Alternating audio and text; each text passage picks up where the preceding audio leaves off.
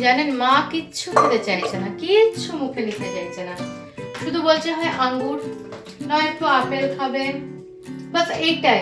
কালকে আমি আপনাদের দেখালাম যে কতটুকু ভাত দিয়েছি আর ডাল, মানে আধা হাতার মতন আমি ভাত দিয়েছি। এই এই যে হাতাটা দেখাচ্ছি, এই হাতাটার এক হাতা ভাত নর্মাল পার্সনের কি হয়, হ্যাঁ যারা ডায়েট করে আমি তাদের কথা বলছি না, একটা নর্মাল পার্সনের কি হয়, এই হাতার এক হাতা ভাত খাইনি, আধা হাতা ভাত দিয়েছি, ঠিক আছে।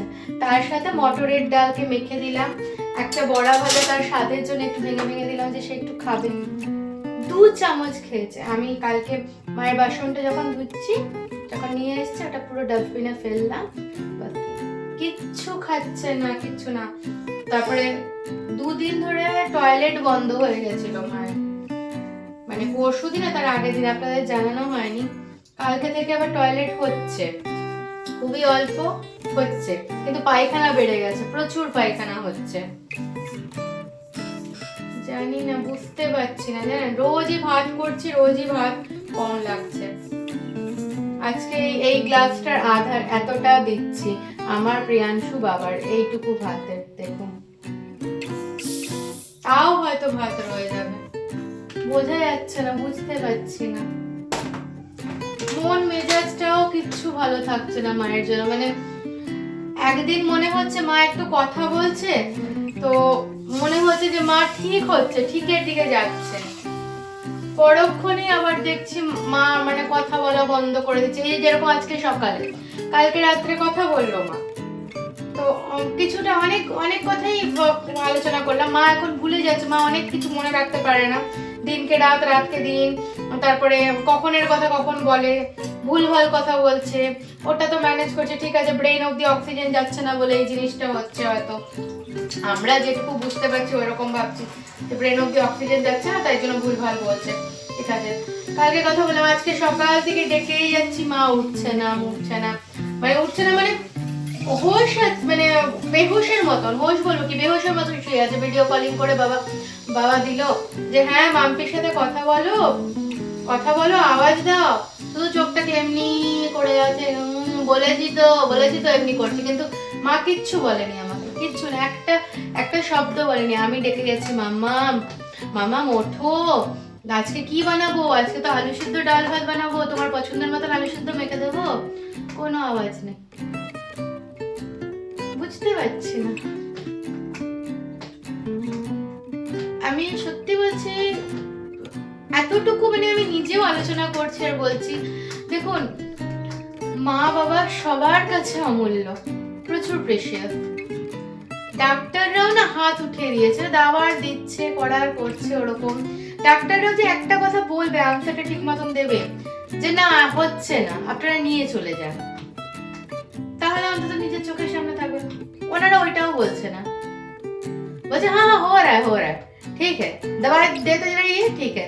আপনি জানেন 23শে জানুয়ারি মা ভর্তি হয়েছে মানে হসপিটালে, আজকে হচ্ছে আপনার হ্যাঁ 23শে জানুয়ারি মা ভর্তি হয়েছে নেতাজি বার্থডে দিন, আজকে হচ্ছে ফেব্রুয়ারি মাসের 21 তারিখ ভাষা দিবস, তো 2 দিন কম 1 মাস হয়ে যাচ্ছে, মানে এইবারে যে ভর্তি হলো, এমনি 4 বার বারে বারে গিয়ে ভর্তি হয়েছে, এইবারে কন্টিনিউ 1 মাস, একটা মানুষ তাও কি 1 মাস আইসিইউতেই আছে, 3 দিন জেনারেলে দিয়েছিল, তারপরে আইসিইউতে ঢুকিয়েছে, কন্টিনিউ আছে, আর কন্টিনিউ অক্সিজেন মায়ের কত প্রপোর্শন লাগছে না, সব মানুষের এক পয়েন্টে 2 পয়েন্টে চলে, আমার মা 8-9 পয়েন্টে চালিয়েও 46-47 অক্সিজেন, মানে লাংসে অক্সিজেনটাই ঢুকছে, লাংস দিতে পারছে না, তার জন্য হার্টের উপর প্রেশার পড়বে, হার্টের ওষুধ চলছে, যদি ফট করে চোখ করে যায়, তার সাথে হচ্ছে ব্রেনে অক্সিজেন যাচ্ছে না, আর পুরো হাত, মায়ের হাত পা দুটো পুরো ফুটো ফুটো ফুটো ফুটো করে মানে করা হচ্ছে, মানে নার্ভ গুলো এরকম, এই যে এখানে আসলো নার্ভে ঢুকাচ্ছে না, ইন্টারভেনাস তো ঢুকাচ্ছে না, পেলো না, চ্যানেল খুঁজে পাচ্ছে না, একদিনে আমি নিজের চোখে দেখেছি 4 থেকে 5 বার ফুটিয়ে গেল, যে মানুষটা ইনজেকশনে ভয় পায় সেই মানুষকে 4 বার 5 বার করে ফুটিয়েই গেছে সে মানুষটা, আর এখন মায়ের হাত পা পুরো শূন্য হয়ে গেছে, মানে পুরো নীরব হয়ে গেছে, কিছুই বুঝে না। এখন যে যেখানে পারছে ফুটিয়ে যাচ্ছে ওষুধ ঢোকানোর জন্য। কখনো এখানে জেল করতো, কখনো এখানে জেল করতো, কখনো এখানে জেল করতো, কখনো এখানে জেল করতো, কখনো এই হাতে পায়ের গোড়ালির ওপরটাতে ওখানে ভেন পাচ্ছে, ওখানে দিচ্ছে, মানে পুরো মানুষটাকে কষ্টে আছে। মানে আপনারা দেখলে আপনাদের ভেতরটা কেঁপে উঠবে যে এত কষ্ট পাচ্ছে। আর সত্যি কথা বলতে গেলে মানুষ আরেকটা কথা বলে না, যে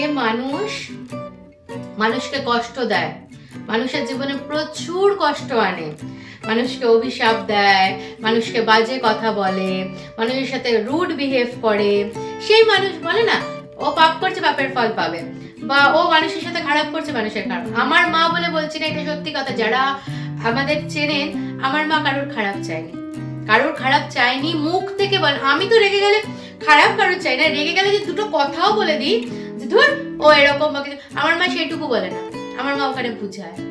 এইটা হচ্ছে আমার মা। কেন বলছি কি আছে, আচ্ছা ছাড় না, কোনো অশান্তি কিছু হলে মা ওটা ম্যানেজ করে নেয়। মা হাসি মুখে একটা জলি পারসন খুব ভালোভাবে ম্যানেজ করে, সেই মানুষটার জীবনে এরকম। আজকে আমার এজ 34 ইয়ার্স ধরে আমি মাকে দেখছি, 34টা বছর ধরে আমার মা কারোর সাথে নিজে থেকে ঝগড়া না, নিজে থেকে মানে কারোর সাথে না, হ্যাঁ হাসি খেলে থাকতে পছন্দ করে, রান্না করতে ভালোবাসে, মানুষের সাথে মিশতে ভালোবাসে, কথা বলতে ভালোবাসে। সেই মানুষটা এখন গলা দিয়ে আওয়াজ বেরোচ্ছে না, কথা বলতে পারছে না, মা ডেকে যাচ্ছি আওয়াজ আসছে না, আমার ভেতরটা কি হচ্ছে আমিই জানি। এটা নিয়ে অনেকে কোয়েশ্চেন করেছেন, আমি এটা আপনাদের বলছি, এর আগেও আমি এটা বলেছি, এখনো বলছি।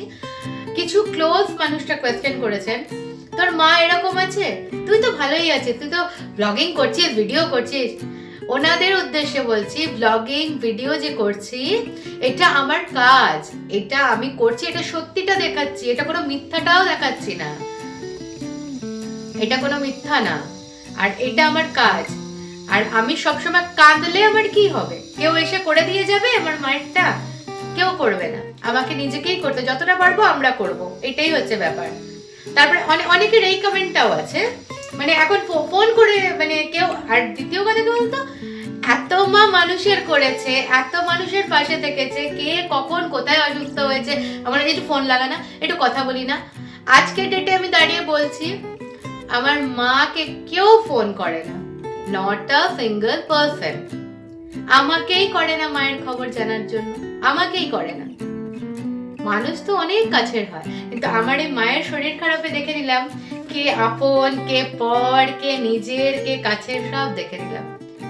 একজনের ফোন রোজ আসে, সেটা হচ্ছে আমার শাশুড়ি মায়ের, প্রত্যেকদিন আমার কাছে আসছে, সেটা আলাদা ব্যাপার, আমার বাবার কাছেও যায়। আমার কাকা শ্বশুর খবর নেয় শুনেছি, ঠিক আছে বলো। এছাড়া আমার মার যে মানে যেখানে নিজের বাসস্থান, সেখান থেকে কারোর কাছে কোনো খবর আসে না। এখন মানুষে বলবে তুই তো ব্লগ ছাড়িস, দেখি তো নি, জেনেই তো যাচ্ছি কেমন আছে, ওইটাই সবকিছু। আমার 24 ঘন্টার ব্লগ আপনারা 24 মিনিটে দেখছেন, বা 12 মিনিটে দেখছেন, পুরো জেনে যাচ্ছেন কি হচ্ছে না হচ্ছে। বাহ, এটাই হচ্ছে দুনিয়া, আর কিছু বলার নেই। আজকের ব্লগে আমি এতটুকুই কথা বলতে চাই, এটাই আমার আজকের ব্লগ। আর এইটার ব্লগে আমি এটাই বলতে যে এমনি করবেন না কাউকে, কারোর সুখে পাশে দাঁড়াতে পারেন চাই না পারেন, কারোর সুখে দাঁড়াবেন কি না দাঁড়াবেন সেটা দেখবেন না, দুটো জিনিস নিয়ে কিনে দুটো পয়সা খরচা করে না, দুঃখে অন্তত পয়সার জন্য না, সে আপনার কাছে পয়সা চাইছে না, পয়সার জন্য না, তাকে অন্তত একটা ভরসা দেওয়ার জন্য আমি আছি, একটু ফোন করে কিচ্ছু আনি, এই তো ঠিক হয়ে যাবেন, আমি আছি, আরে চিন্তা করছেন কেন, এরকম এইটুকু কথা। আজকে মানুষে এতটাই বিজি যে কেউ কাউকে ফোনটুকু করতে পারে না। আজকাল তো সব ডিজিটাল হয়ে গেছে না। আমি যে শর্টস গুলো করি ওটাতেও আমি বলেছি যে আজকাল লড়াইও ডিজিটাল হয়ে গেছে, কাউকে পছন্দ না তাকে ব্লক করে দাও, কারোর কথা পছন্দ না তাকে করে দাও, কমেন্ট ওখানেই কমেন্ট করে দাও, এইটাই হচ্ছে ব্যাপার। আমি হাত জোর করে বলছি, এটা শুধু আমার মায়ের জন্য না, কেউ কোথাও অসুস্থ আছে বা কারোর কোনো এরকম খবর পাচ্ছেন, কাইন্ডলি কিচ্ছু করতে হবে না, টাকা পয়সা দিতে হবে না, একটু ফোনের মাধ্যম তো আছে, ফোন করে খবরটা নেবেন, তাহলে সেই মানুষটার ভেতরটাতেও আসবে যে হ্যাঁ আমাকে আমার খবরটা নিচ্ছে। আমার মতো হসপিটালের বেডে শুয়ে আছে, রোজ জিজ্ঞেস করে কেউ ফোন করেছে বাবাকে, বাবা উত্তর দেয় না, কেউ, এই তো মাম্পি ফোন করেছে, এইটাই আসে। কেন মার কি আর কেউ নেই, শুভাকাঙ্ক্ষী কেউ নেই? অনেকেই আছে, ওই বলার শুভাকাঙ্ক্ষী আছে।